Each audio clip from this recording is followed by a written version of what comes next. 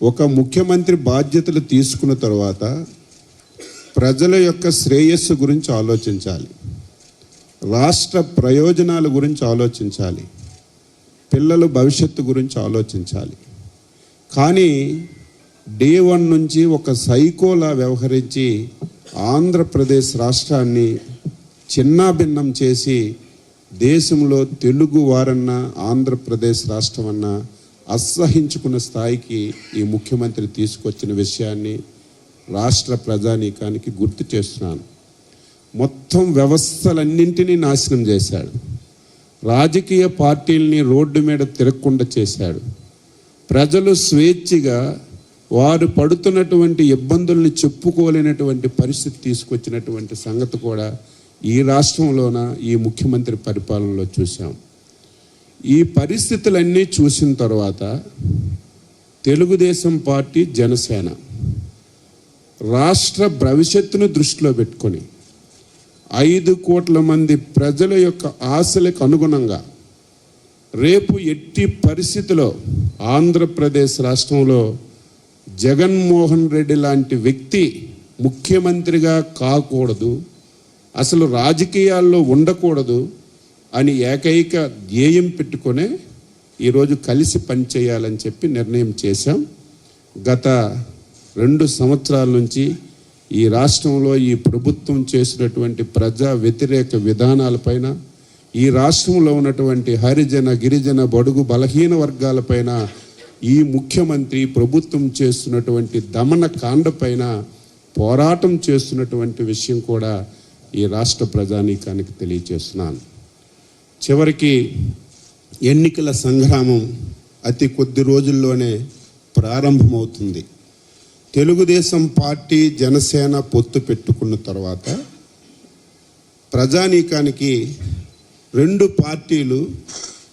పార్టీల అధ్యక్షులు కలిసి ఒక సమావేశం పెట్టి ప్రజానీకానికి మెసేజ్ ఇవ్వాలని చెప్పి అనుకున్నాం. కొంత ఆలస్యమైంది, కారణాలన్నీ కూడా తెలుసు. అందుకే రేపు 28వ తారీఖున బుధవారం నాడు తాడేపల్లిగూడెం పక్కన పత్తిపాడు గ్రామంలో తెలుగుదేశం, జనసేన ఉమ్మడి సభని నిర్వహించాలని చెప్పి నిర్ణయం తీసుకున్నాం. భారీ ఎత్తున, ఇంతవరకు ఆంధ్రప్రదేశ్ చరిత్రలో ఇంతవరకు ఏ సభ జరగని విధంగా సభని జరపాలని చెప్పి నిర్ణయం ఇప్పుడే మీటింగ్లో చేసుకున్నాం. ఈ సభను నిర్వహించడానికి తెలుగుదేశం పార్టీ నుంచి, జనసేన నుంచి 6గురిని కలిసి ఒక కమిటీ వేసుకొని ఆ సభని ఏర్పాట్లు కానీ పర్యవేక్షణ కానీ చేయాలని చెప్పి నిర్ణయం చేశాం.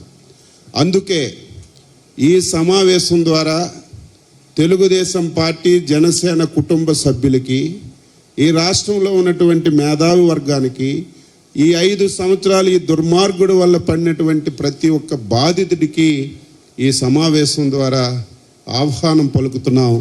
రేపు 28వ తారీఖున జరుగుతున్నటువంటి ఈ ఉమ్మడి బహిరంగ సభకి ప్రతి ఒక్కరూ వచ్చి విజయవంతం చేయాలని చెప్పి ఈ సందర్భంగా తెలియజేస్తున్నాను. రెండవది, ఉమ్మడి మేనిఫెస్టో. తెలుగుదేశం పార్టీ ఇచ్చినటువంటి సూపర్ 6 కానీ, జనసేన ఇచ్చినటువంటి సన్ముఖ వ్యూహం కానీ ఇప్పటికే ప్రజల్లోకి తీసుకెళ్తున్నాం. ఇప్పటికే కమిటీ కూడా వేసుకున్నాం. కమిటీ 3 పర్యాయాలు సమావేశమైంది. ఇంకా 2-3 పర్యాయాలు సమావేశమై అధ్యక్షులను కూర్చొని వీలైనంత తొందరగా ఉమ్మడి మేనిఫెస్టోని తయారు చేసి ప్రజలకి తెలియచేస్తామని చెప్పి ఈ సందర్భంగా తెలియచేస్తున్నాను. మూడవది, టికెట్స్ అనేవి ఎవరు పోటీ చేయాలనేది అటు తెలుగుదేశం పార్టీ జాతీయ అధ్యక్షులు చంద్రబాబు నాయుడు గారు, జనసేన అధ్యక్షులు పవన్ కళ్యాణ్ గారు నిర్ణయం తీసుకుంటారు. కానీ గ్రామ స్థాయి నుంచి రాష్ట్ర స్థాయి వరకు తెలుగుదేశం పార్టీ, జనసేన ఎక్కడ కూడా విభేదాలు లేకుండా కలసికట్టుగా ప్రయాణించాలి. కలసికట్టుగా ప్రజల్లోకి వెళ్ళి ఈ కూటమిని గెలిపించడానికి ప్రతి ఒక్కరూ కృషి చేయాలని ఆ పార్టీ నుంచి మా పార్టీ నుంచి ఒక నిర్ణయం తీసుకొని కింది స్థాయి వరకు ఒక డైరెక్షన్ ఇవ్వాలని చెప్పి ఈరోజు సమావేశంలో నిర్ణయం తీసుకున్నాం. ఇక మూడవది దుర్మార్గుడని చెప్పాను. ఎందుకంటే ఒక కుటుంబం సరిగా ఉంటే చూడలేరు, ఇద్దరు అన్నదమ్ములు సరిగా ఉంటే చూడలేడు. ఎట్టి పరిస్థితిలో వాళ్ళని విడగొట్టాలనే ప్రయత్నం చేసినటువంటి దుర్మార్గమైనటువంటి వ్యక్తి ఈరోజు మా కలయికను, మా కూటమి ఏర్పాటును జీర్ణించుకోలేక, చూడలేక తెల్లవారు లెగితే తెలుగుదేశం పార్టీ జనసేన మధ్యన ఏ రకంగా తగాయిదాలు పెడదాం, సోషల్ మీడియాలో ఉన్నది లేనట్టుగా లేనిది ఉన్నట్టుగా ఏ రకంగా క్రియేట్ చేసి తెలుగుదేశం పార్టీ జనసేన మధ్యన తగువులు పెట్టి లాభ పొందుతామనే ఒక దుర్మార్గమైనటువంటి ఆలోచనతో జగన్మోహన్ రెడ్డి వారి పార్టీ నాయకులు ప్రయత్నం చేస్తున్నారు. అందుకే జాగ్రత్తగా వ్యవహరించమని చెప్పి కోరుతున్నాం, సమన్వయంతో వ్యవహరించమని చెప్తున్నాం.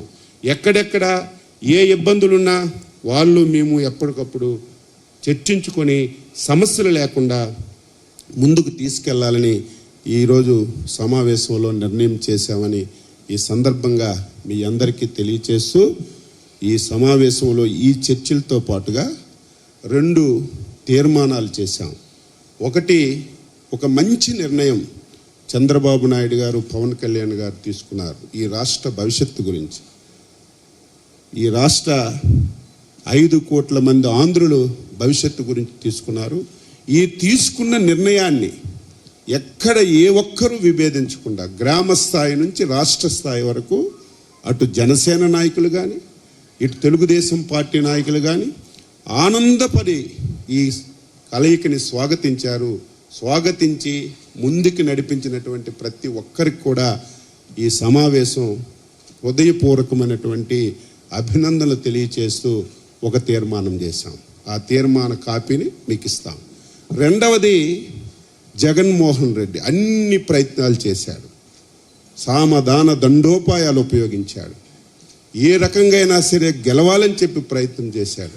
కానీ 5 సంవత్సరాల్లో ఈయన చేసినటువంటి దుర్మార్గం వల్ల ఈ ఆంధ్రప్రదేశ్ రాష్ట్రంలో నేను 5 సార్లు ఎమ్మెల్యే అయ్యాను. ఒక ప్రభుత్వం మీద, ఒక ముఖ్యమంత్రి మీద వ్యతిరేకత చూశాను. కొన్ని ప్రాంతాల్లోనూ కొన్ని వర్గాల్లోనూ చూశాం. కానీ ఫస్ట్ టైం 5 కోట్ల మంది ప్రజలు అసహించుకున్నటువంటి ప్రభుత్వం, ముఖ్యమంత్రి ఎవరైనా ఉన్నారంటే అది జగన్మోహన్ రెడ్డి.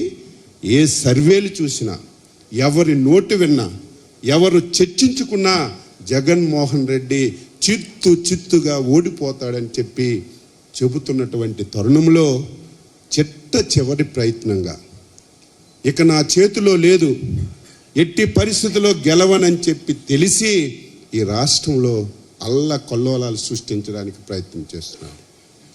ఈ రాష్ట్రంలో ఒక అలజడిని సృష్టించడానికి ప్రయత్నం చేస్తున్నాడు.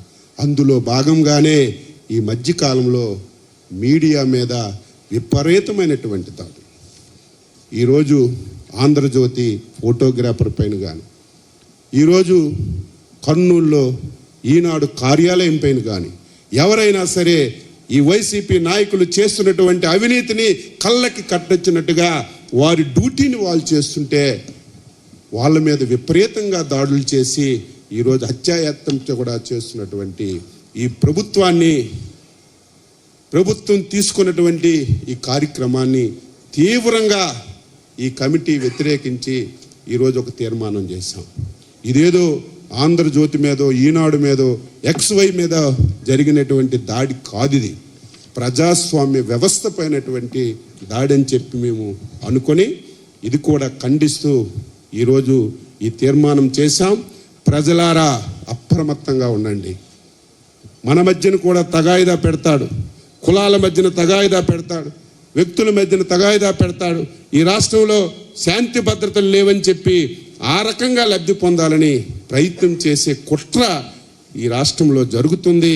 ప్రతి ఒక్క పౌరుడు దీన్ని గమనంలోకి తీసుకొని రేపు ప్రజాస్వామ్యబద్ధంగా ఎన్నికలు జరగడానికి, మళ్ళీ ప్రజాప్రభుత్వాన్ని, రామరాజ్యాన్ని ఈ రాష్ట్రంలో ఏర్పాటు చేసుకోవడానికి ప్రతి ఒక్క పౌరుడు సహకరించాలని సహకరిస్తారని చెప్పి ఆశిస్తూ రేపు 28 మీటింగు సక్సెస్ చేయడానికి ప్రతి పౌరుడు సహకరించాలని చెప్పి కోరుతూ అందరికీ నమస్కారం.